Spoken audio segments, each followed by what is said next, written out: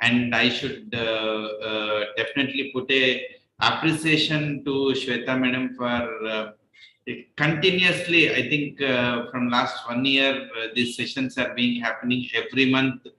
She brings up one topic and takes forward for the discussion.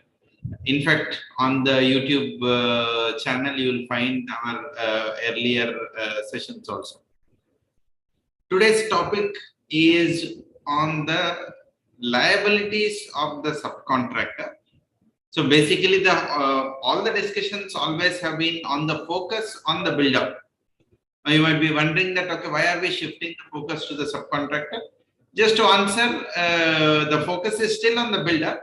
But what is that a builder can do to ensure that his liability is at an optimal place, having a right subcontractor, and what are the obligations, tax liabilities, and the credits available to subcontractors, what he can do.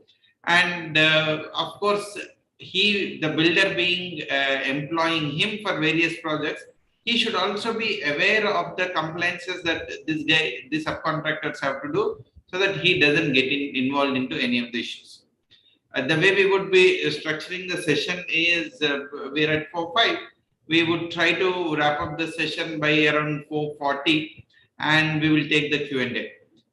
With me, I have Rajesh sir, who is an expert in litigation matters, and always any subject when it is going to a higher forums, tribunal, and the courts, we definitely need support of the advocates like him. I will invite Ashika to start the session, and wherever needed, we will add our comments to it.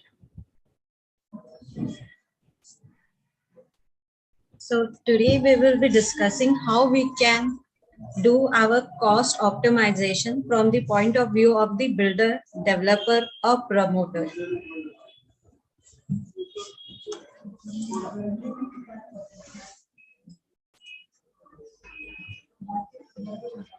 Now, before moving to how we can optimize the cost, we need to first understand what is, from the point of view of GST, cost which is been happening to the builder, developer, and or promoter. So GST rate from 1st April 2019, though they have reduced, which they have introduced by saying that it's an incentive for a real estate developer, whereby their cost will be reduced. Is that actually happened or not? We will see in today's session, and how we can reduce it, that also. So on construction service, when we come, they said for affordable housing, they are providing that GST at the effective rate 1% will be livable. Other than affordable housing, they said 5. For commercial, it is 12, and for ongoing project, 12%. When I said effective GST rate, I mean to say after taking abatement of 1/3 value of the land, which is given by notification 11. So this is what the new reduced rate they have provided from April 2019. But this new reduced rate have been provided with the conditions. First condition which they have provided. Sorry to interrupt. I just want to add one point here, owing to the recent Gujarat High Court decision on the Munish Bhai Munjal case, where there has been little confusion in the industry, saying that which is being presented, or what the practice which people have been doing, was it wrong?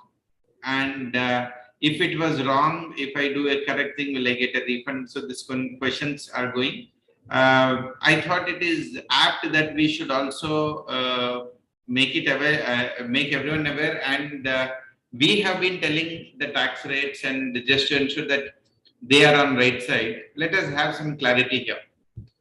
Today, everyone who talks about GST rate, they only talk about 1% and 5%, because that's how people, a common man understands, right?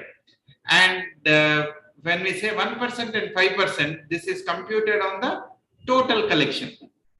And being money which is collected in toto is towards construction services and land.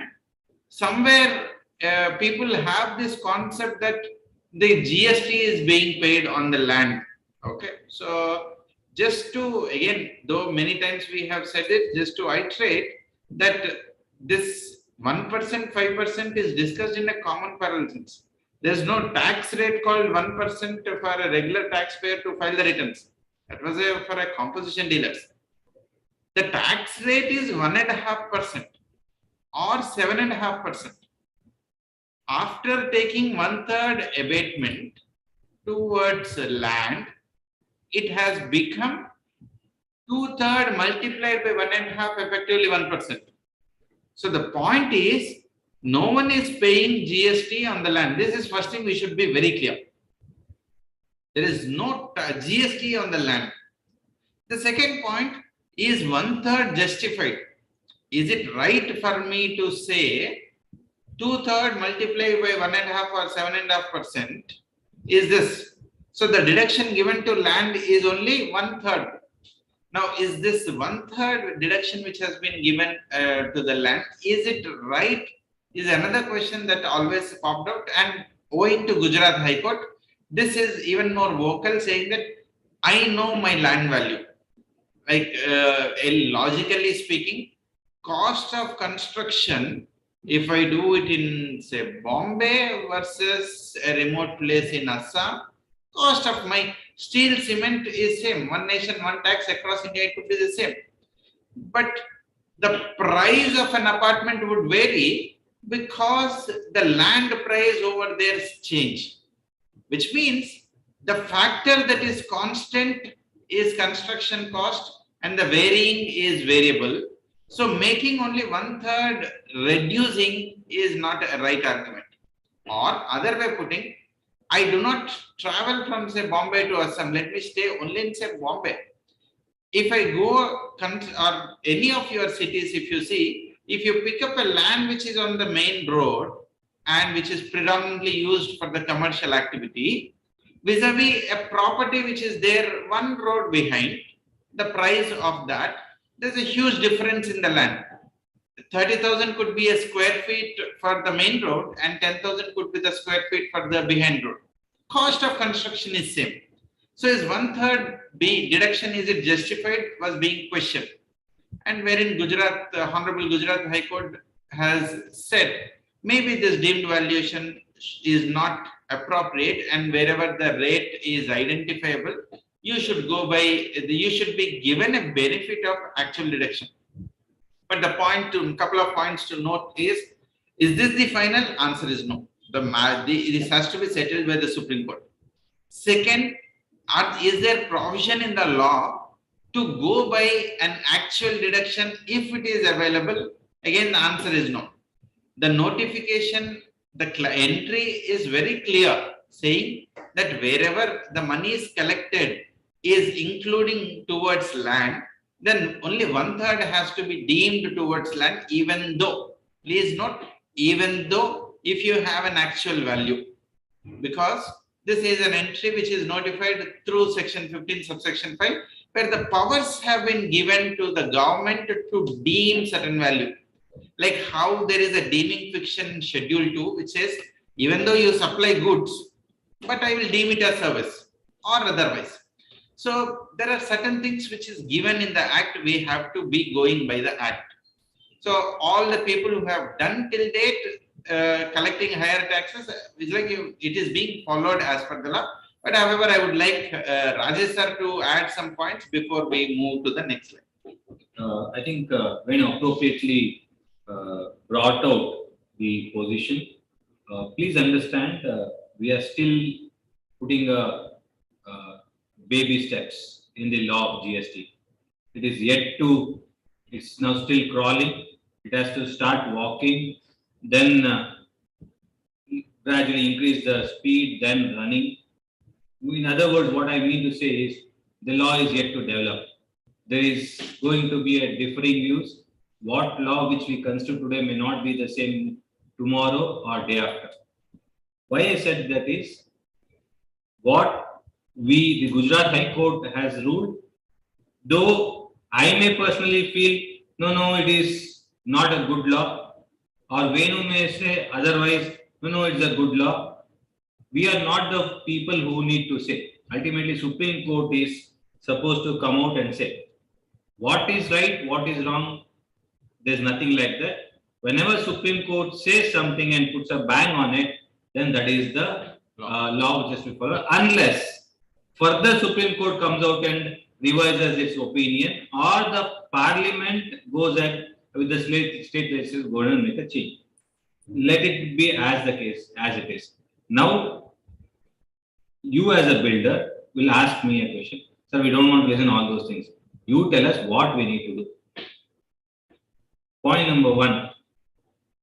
Sir, are you collecting taxes from your customers? If answer is yes, just follow what is being done. If any of your customers comes and ask a question, please say that, sir, we will charge because this is as per the notification. We don't want to take a litigation. If you wish to take a litigation, please go and claim a refund from the government. So the point which I am trying to say, the customers can go and claim a refund. Please note, in the past also, if somebody wants to go and try out a refund, well within the 2 years of what has been paid to the developer, you can ask your customers to go and claim a refund. If they get it, they get it. If they don't get it, they're not going to lose anything because only the cost of the processing application will be there. If the amount is considerable or if they're going in a group, they can surely make this attempt. If they succeed, they may get it. If they don't succeed, then you have nothing more to lose. This is what I want to say. And I think now we can proceed on other things. Yeah. So, and any questions you have, please put it in the chat. And trust me, any refund applications filed will not be entertained. However, that doesn't, but not be. However, that doesn't really mean that what I'm saying is truth, because if even Supreme Court upholds the views of Gujarat High Court, and hypothetically if that happens, then the board, the CBIC and the government has to rethink and come out with a new instruction circular. What needs to be done? Past, if someone has paid, of course, cannot be unjust enrichment. Builder cannot take a refund back. How end customer can take a refund of it? Is it possible? Is there other things that come up? But today is not a right time to discuss that. Yes, there is a refund and I can proceed. Okay, that's my view. And just to clarify, because this is these discussions happening regularly. Yes, Ashika, you can go.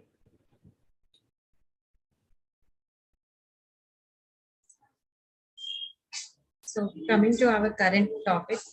So in this, now as we discuss about GST rate, Gujarat High Court judgment. Now in GST rate, they have given this reduced rate with additional conditions. Now why we have taken up this first and then we will move to cost optimization. After reading the condition, when we'll start correlating, you will understand the same. First condition, what they have said, that with this reduced rate, you have to make the payment of tax in cash. Alternately, that you cannot claim input tax credit. They have denied you input tax credit. So 5% which is to be paid is to be charged from your customer and paid in cash only. Second, ITC we discussed. Third, JDA on a joint development right. Obviously, you are liable to pay, being a builder or promoter, you are liable to pay under reverse charge mechanism. Fourth, and the most important, but for which we are going to discuss about the cost optimization, is that you should at least procure 80% of input service from your registered vendor. If you did not procure this from your registered vendor, then you are liable to pay tax on the same under reverse charge mechanism at the rate of 18%. So we need to be very careful with this condition when we are moving forward with our cost optimization. Now, as we discuss about the before discussing about the cost optimization, let us discuss what does works contract service means. Works contract service means contract for building, construction, fabrication, completion, erection, installation, fitting out improvement, modification, repairs, maintenance, renovation, alteration, or commission of any immovable property wherein transfer of property is in good and is involved in the execution of such contract. Now, unlike previous pre-GST design, works contract was not only limited to immovable property, it also include movable property. But now coming into GST design, they have only include works contract service in relation to immovable property. So anything which is done in relation to movable will not be covered under works contract service. If it falls in relation to immovable, then only it will come under works contract service. Now, whenever the builder and developer subcontract the work, then that service which they have been subcontracted will be regarded as works contract service if both the components are involved, material plus labor.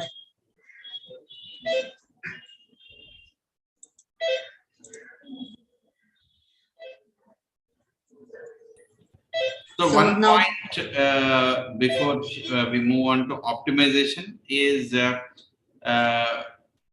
if you have noticed, Ashika, can you go to the conditions slide, please, once? Yeah. So all the members, I would like you to pay attention. Today's discussion, as I said, even though we have titled it as subcontractor, it is the builder in his perspective, as he is fulfilling this new conditions that he is paying GST only in cash, not to use ITC. And if he is making a procurement from an unregistered dealer beyond 20%, he would end up paying taxes at the rate of 18%. And he also have to pay development rights on a reverse charge basis. And again, we know reverse charge basis, if you're paying any taxes, if the output is towards commercial activity, you can avail ITC. If the output is towards a residential activity, you cannot avail ITC. So keep these 3 points in the back of your mind. And in this context, as to how we can optimize, because builders cannot take a refund if there is any ITC left to them. Next, they cannot carry forward the ITC because the project is complete, everything, they have to reverse it and close down. Third, accounting has to be done project wise. And fourthly, residential activities, today there is no ITC. So keep this in the background.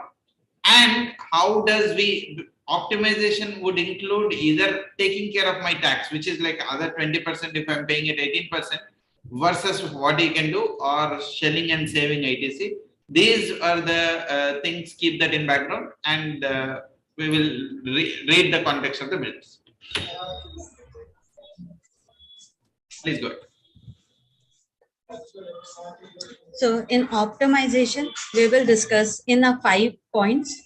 First is purchase from composition dealer, composite supply, project type, cross charge, and refund. So how in this 5 area will be helpful in your cost optimization, we are going to discuss about it.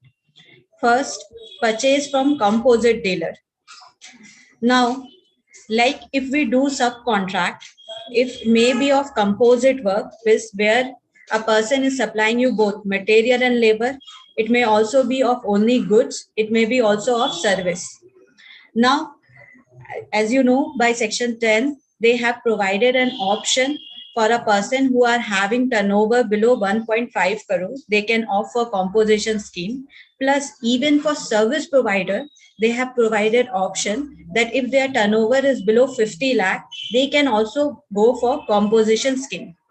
And as they will go for composition scheme, and then they will not be collecting tax from you, and that tax will not be a cost to you, because as per the rule, composition taxpayer have to pay the tax out of their own pocket only.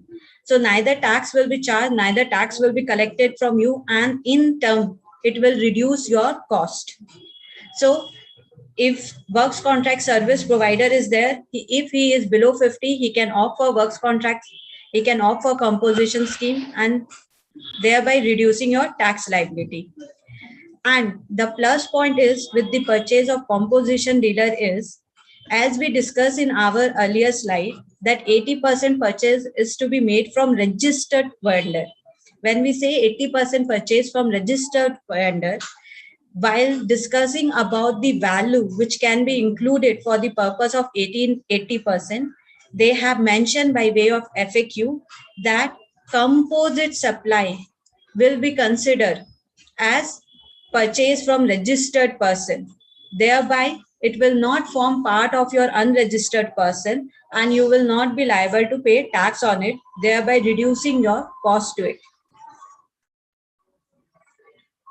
So you want to add something?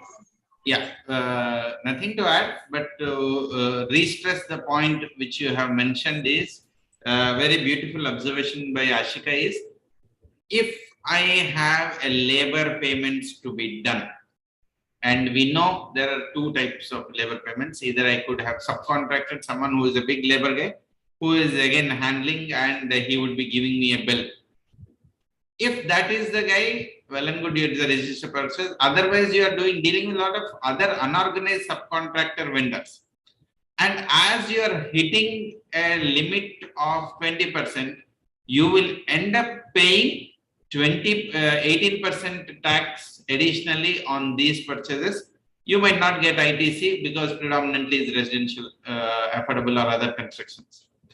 However, if that vendor from whom you are buying, if the reason why he is not registered is a small time dealer.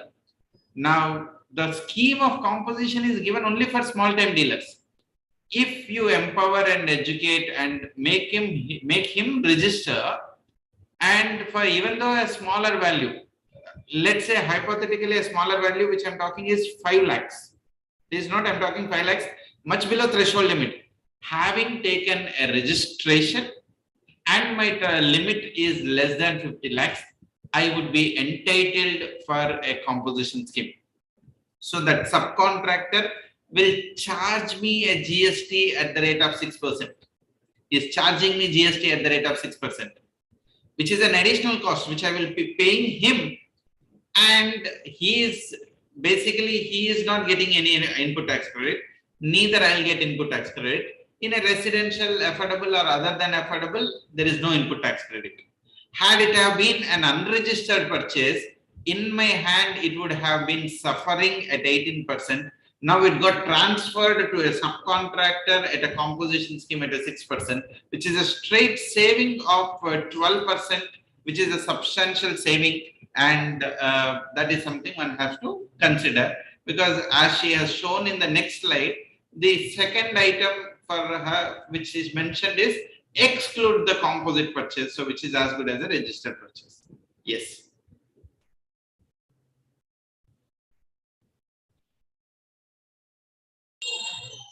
Now, another concept is composite supply. Now, when we say composite supply, it means where there is a combination of two or more supply, which is made together, which are naturally bundled in the ordinary course of business. Now, why we are saying about the composite supply? Because works contract service falls under composite supply. And how it will be beneficial for you, let me take it to you to the GST rate, which is applicable on works contract service, and GST rate, which is applicable on various material we are procuring. Now, for works contract service, they have given this two rate basically. If it is affordable housing, 12%. Other than affordable or commercial, it is 18%. Now, and you as a builder and developer, you are paying tax at the rate of 1% or 5%. Now, when we come to material purchase, we have varieties of material we use, which may in relation to construction of building, it may also relates to interior, floor tiling, of which GST rate varies from 5 to 28%. Now, if we, instead of procuring material from outside of our own self, which is at higher rate, suppose 28, 18%, that it will indirectly add it to your cost at the rate of 12%, 18%, 28%. However, if we give it to works contract service provider, we route it through works contract service provider, then my 28% rate I can reduce to 18 or either 12. So that is what you have to see, what the material you are procuring, what the service you are procuring, in order to see how you can minimize the rate by individual procurement or by doing it composite. Because if you are in affordable housing, then it is not advisable to procure each and every material separately from yourself at the rate of 28%. You can go to works contract service and get it 12. If your material rates are lower than 12%, then you can procure directly. So you have to decide on what source you are going to use, either direct procurement or through works contract, in order to minimize your tax, which will consequently result in your reduction in cost and cost optimization. Okay, the previous slide, Ashika. And members, again, repeating, but a careful attention, please. Tax avoiding is never permitted under any law, but tax planning is always well within the premises of the law. So here is what is my optimal structure or cash outflow, because a builder do not have an input tax credit. It is better for him to see how he can optimize. Please note the word is optimization, and it is not avoiding. If as a builder, I buy a cement bag and I procure the labor, I do my construction on myself, I would end up paying that 28% for the cement and 18% for the cement. Of course, the arbitrage is I am getting at the cost. The cost element is with me. Versus I outsource. The arbitrage is the guy, anyone, the other side person who is doing, no one definitely doesn't do for cost. There's an element of margin and profit. Now, when he raises an invoice to me, and that is where the government has the power, and by virtue of Schedule 2, the works contract in the entry 6 has been made as supply of service. So the subcontractor is buying the cement, buying the materials, constructing it, and doing an activity towards an immovable property is always a works contract. Any work done towards an immovable property is a works contract, which involves supply of goods and labor. Including the supply of goods is substantial and supply of labor could be very, very less, but it has to be a supply of a works contract, which means it is bundled activity.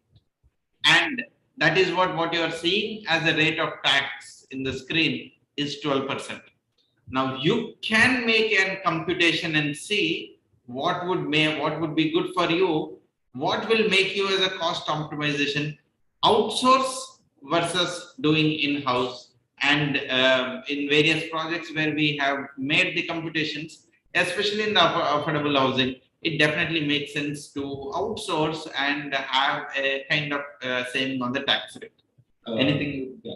Just to add to what Venu said, say if any credit gets accumulated in my books, I am not entitled to claim refund as a builder.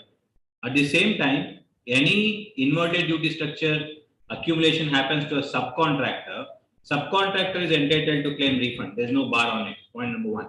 So here, if in the example of affordable housing construction, if cement, steel, etc. is purchased by the works contractor, where output tax is just 12%, input tax is at a higher rate. So then there may be a situation where he will be accumulated the credit, but he will be entitled to claim a refund. So that cost doesn't fall on to the developer. That also is not a cost to the contractor. So both will be in a win-win situation. Cost of the project would get optimized. So this is one thing which you can always look at it. Whether to do in or outsource is a one factor. One more factor as to what Ashika was explaining about that 80%, which Venu was also explaining about that 80% factor. As per the provisions, it is a yearly computation.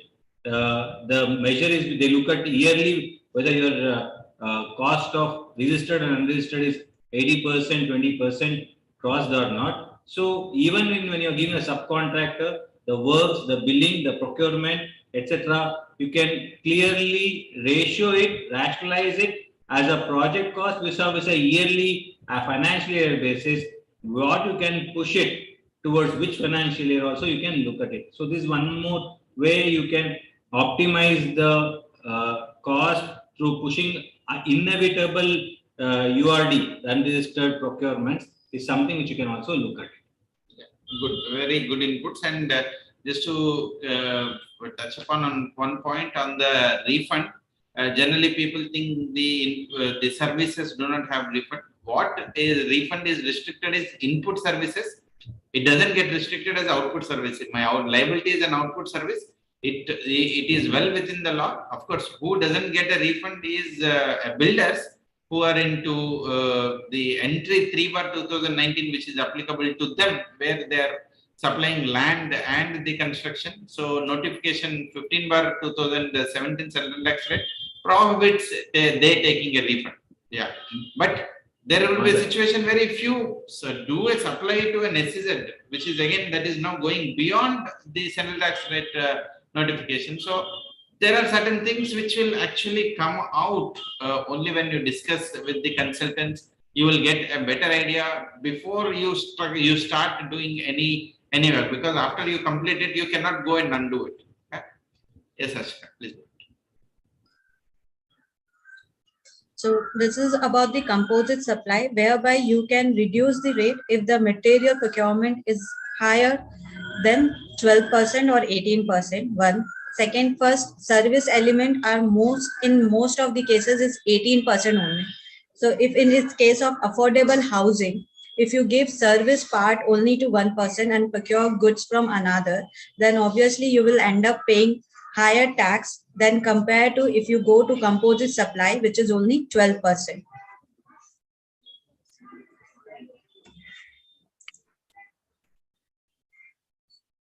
Now, another way to cost optimization is cross charge.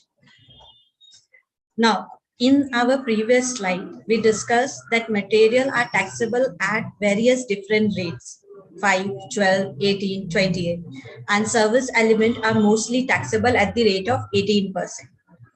Now, if these things are directly procured by developer or promoter, then it will be a cost to it because no ITC is available to them. However, if we stabilized a special purpose vehicle, another wing in the name of works contract service provider, who will procure these services and then he will provide it to developer and promoter, then in such a way we will be able to reduce our tax cost to our project. Now, if it is in affordable, so by way of works contract, everything will become 12% and others will become 18%. What will be the benefit is the another wing, which is works contract service provider. As we know, the restriction which is provided in under block credit is not applicable to works contract service provider. So whatever material service received by works contract used in the construction service, he will be eligible to claim input tax credit of it. As he will be eligible to claim input tax credit, thereby reducing the cost of this works contract, which in result will also reduce the cost for developer and promoter.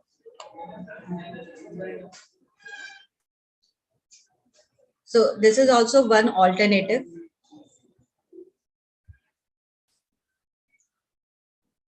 Now, what we discuss in this cross charge is also helpful in your inverted duty structure, which SIRS has highlighted that in case of inverted duty structure, if your rate of tax on input is higher than rate of tax on output, then you are eligible for refund. It is applicable in both the case. Even in works contract case, your rate of tax on output supply will be may be lower than rate of tax on input. And in construction service, obviously it's lower. However, the construction service have been specifically excluded by way of notification 50, whereby they are saying for refund under inverted duty structure, they will not provide for construction service. However, this restriction is not there on works contract service provider. So if my works contract service provider is getting a material at 28 or 18% and providing the outward at the rate of 12 or 18, that works contract service provider will be eligible for refund, thereby reducing the cost to the works contract, which may also be helpful in reducing the cost to the builder or developer.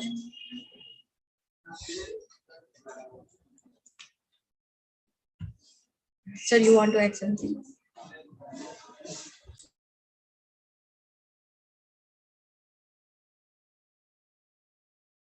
Sir, you are muted.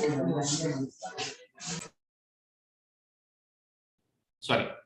Points one needs to be really be careful of is looking at your 80-20 ratio. After you cross 80%, the threshold limit which was given, so which means URD purchases has crossed 20% is the limit given. So you did not achieve 80%. So 22% is URD, 78 is RD purchase, which means 2% you are shortfall. The limit which have been given is the purchases to be verified year over year. And generally we know real estate projects are staggered. These projects will take a period anything between year to 3 years. No one starts any project exactly on 1st April. The projects may get started in any time. So if you're starting in, say, even a 1 year project, if you have to say you're starting in June, ending in the next June. So which means June to March is you have a period, a year, and March onwards in a year. So ensuring that your procurement, because even at the beginning of the project, you make a submission to the RERA, what is your cost of the project, you are filing an application to the RERA.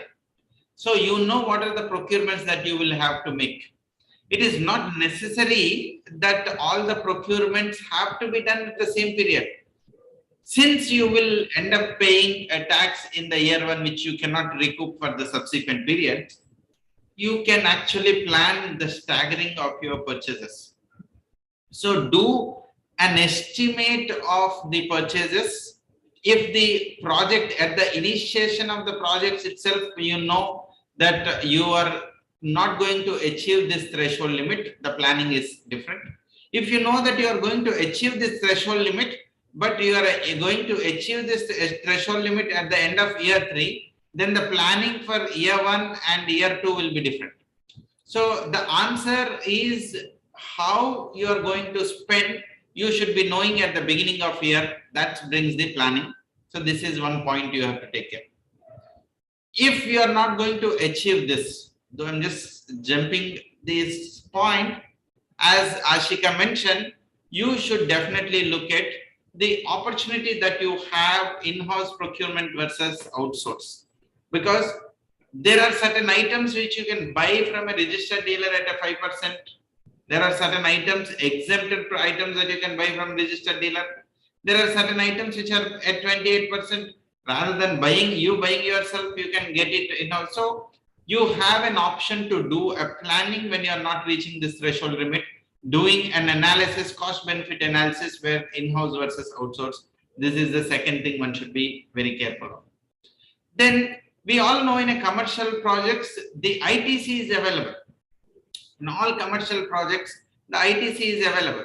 When the input tax credit is available, one has to be very careful and one has to make sure that the credit that you are utilizing, please note the credit that you are utilizing is eligible credit in a staggered way.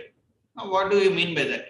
A reverse charge liability that you are paying is eligible for credit in the same month. If I have a cash liability to be paid, I would be better off in discharging the reverse charge liability at the first point and utilizing it as an input tax credit. Please note, if I have a 1 lakh rupee to be output tax liability to be paid additionally after the ITC, 1 lakh in cash vis-a-vis a 1 lakh reverse charge liability, it is equally same. If I pay reverse charge liability towards cash, utilize that as an input tax credit, both would end up the same. But in a way, I am discharging my reverse charge liability.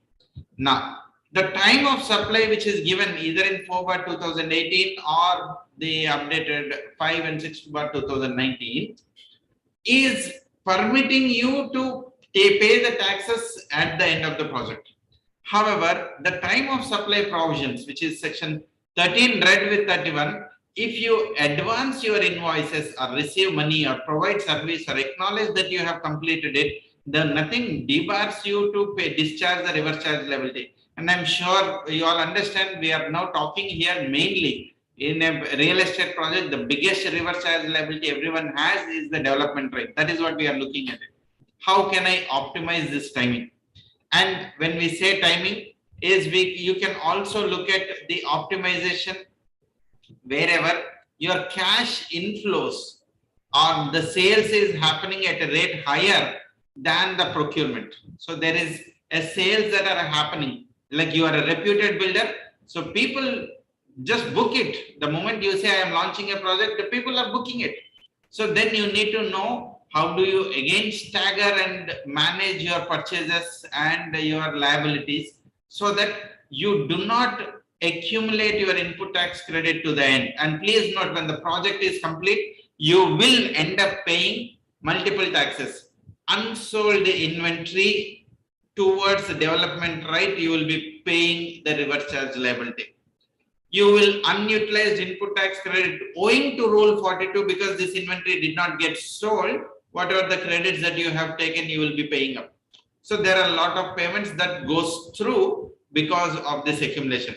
Next, owing to the cash blockage, the inverted duty structure is not permitted for a builder, but as rightly explained by Ashika and Rajesh sir, the opportunity of refunds is permitted for other situations. Contractors and suppliers to SEZ. So there are situations where the refunds are permitted. So one should be careful enough and do this planning so that you can be better off, and this tax planning is well within the ambit of law. So these are the points that we would like to cover. And anything? I want to explain this, the fourth bullet point, a little more in detail. Say, take an example. If a project is launched today and I was supposed to have collected the installments over a period of time. Essentially, after my completion, at the time of registration, 10% is what I'm supposed to collect. Max. Yeah. Max. If it so happens that I will be running this project and this is only a project special SPV I have floated for. If it might delay my project, I collect the money first, but I have not spent money for it. Then what happens? Whatever the taxes which I collected, I will be paying to government. At the same time, when I pay taxes to the vendors, that is the vendors or for the contractors, if I do not plan it properly, that whatever the GST charged by them, no doubt I am eligible for input tax, but it's of no use. Whatever the input tax left with me on completion of project is of no use. I will not be entitled for any refund of it unless in that entity some other project is going to be there and which may be in SPV, especially if there is a SPV created with the landowner and developer, etc. So you need to clearly plan not only the cash flow issues, at the same time when to incur expenses, even though the expense not done, when the time of supply is effectively planned from the subcontractor side, so that I get an input tax in advance, looking at that, and also the condition of 16(2). So overall interplay has to be seen and properly planned. Otherwise, you may, at the time of costing of the project, you may think that I'm going to get ITC of so much, so my net cost of the per square feet is so much, so I will sell it at that price. But finally, if you do not plan it, that effectively the credit doesn't come in, the cost of that particular project would be much beyond what your estimate would be, and therefore you will end up losing on those projects when you don't plan the subcontract procurement timely, effectively, what should be given to them, what should be procured by us, what should be done in-house, what should be outsourced, is something overall one has to look at to be effective. vis-a-vis subcontractors as a project is concerned. Yeah, I just want to add one point with again pinch of salt. Though we practice together, sit next to each other, and one point we always agree is to agree to the disagreement of the views. And sir being advocate, little aggressive, and he argues with the department. When your SPV has an accumulated ITC and the project is completed, and you are running another project, the chance of department allowing you to carry forward, utilize that ITC for the other, I'm only talking about the commercials, okay? Allowing and using it to other project is bleak, because Rule 42 today now expects you to maintain project-wise input tax credit, and I have seen a specific notice asking you to state what you have done with ITC and is it been reversed or not has been questioned. So be careful that though you may ask the 17 subsection 5 block it, all those things, but still the view of the department is when the explicit explanation in Rule 42 is project-wise accounting, you cannot carry forward of input tax credit of one project to other project is a view. There is, I'm not making a comment that it is right or wrong. Better be careful rather than getting into, I always prefer to the extent possible, reduce litigation. Now, I also suggested better plan it. If it is not possible, then only you transfer it. Right. Yeah. So I think it's 4:50, and we have come to the end of the session, and it's over to participant. If you have any questions, we can now take the questions. Over to you, Shweta. Yes, sir. Thank you, sir. So now I would like to ask the participants if they have any queries or questions, they can just put up in front of our speakers. Yeah, there's one question that I have got it in the personal chat, which is asking, will works contractor get ITC? Yes. So again, there is a common belief, anything residential, no ITC. But to whom there is no ITC, that is very important. Since I am under abated scheme that 1.5%, 7.5%, regular rate of services is 18%. Since I am under abated scheme, I don't get ITC because I am a build up where my output is including land. But in a works contractor case, he is not the owner of the land. He is bringing the material. Let's take a situation where back to back entire construction of apartment has been outsourced to me. I am the one who is doing all the things pin to pin. I am eligible for input tax credit. Please note, I am eligible. You means you are the as a works contractor. I am a works contractor. So Rajesh sir got builder. He is selling the apartments. He is not doing a single construction activity. He is giving everything to me, saying that from the planning stage to completion, everything, including whitewashing, tiles, everything I am doing. I am a works contractor. I am eligible for ITC. Rajesh sir is a builder who is not eligible for ITC. That point you should be very careful.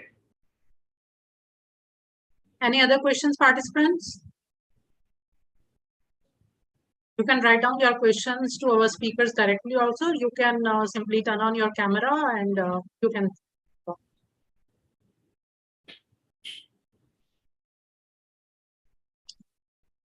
Okay, as of now, no questions from participants.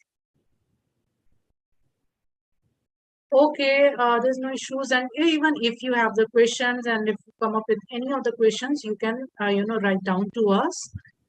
So you can write down to Venu sir. Venu sir ID is venu@dnv.ca. Okay.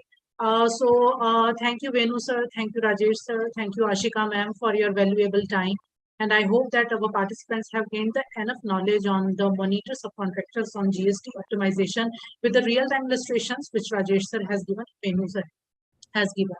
So at last, I would like to tell that our next one session will happen on 21st of July. What will be the topic and what will be the points of the discussion? We will inform to you through mail and through messages. As of now, thank you all, and thank you, sir. Thank you, ma'am, and have a great evening. Thank you. Thank you. Sir.